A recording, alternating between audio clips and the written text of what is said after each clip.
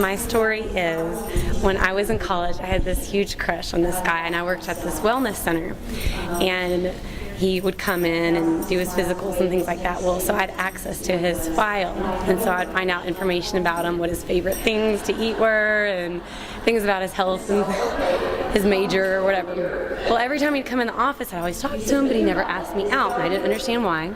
And so, but I had his phone number from his chart, and so me and my friend are coming home from our trip. We're, just driving back home, and I had his number, and I was like, let's play a prank on him. Let's call him and tell him, pretend to be somebody else, and say, hey, you forgot to meet me at the library. We had a library date, we were going to study together from class. And so I had this whole story, so I called him up, and I was like, hey, what happened? I just made up this whole thing, and was so convincing that he really forgot to meet me at the library. He was like, oh my gosh, I'm so sorry, And so at that point, I didn't know what to do, so I hung up, and then he called me back, and he's like, what can I do to make it up to you? Let's still go out. It's not too late. I'll come by, or you can come get me. And I didn't know what to do at this point. I didn't think it through. I just thought it'd be funny.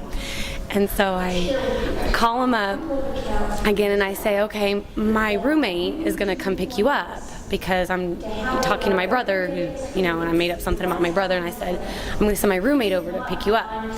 So I'm the roommate, so I go over to pick him up, and he thinks I'm just the roommate of this friend that he doesn't even really know. And so, and of course he recognizes me from the office, from the wellness center, and he's like, hey, and I'm like, hey, what? Oh my gosh, this is crazy, this is such a coincidence. And so he comes by, and so, and he's like, well, where's your friend? And, my other roommate, my friend, was there, and she was like, oh, she just had to leave. She'll be right back. And so he's like, okay.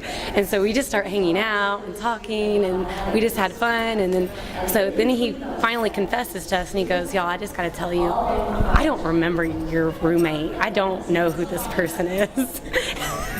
And we're like, what?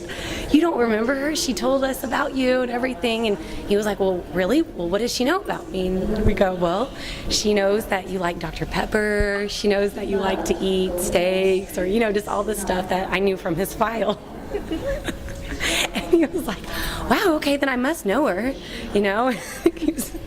And so, what does she look like? And so we just brought out a picture of one of our friends. We're like, that's her. And she's like, she does look familiar.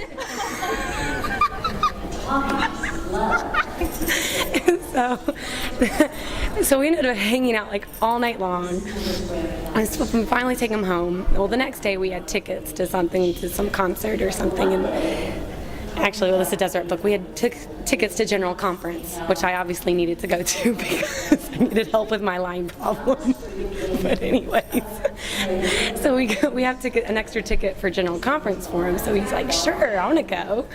So we pick him up the next day to go to General Conference, and he's just like, wow, this is weird. I still don't know your friend, even, and whatever. And so I finally just told him the whole lie. I just told him I made it up, and I got his information from his file and everything.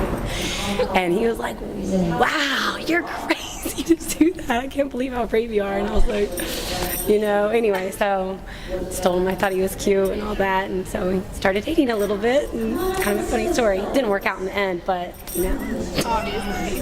But it was still a great story.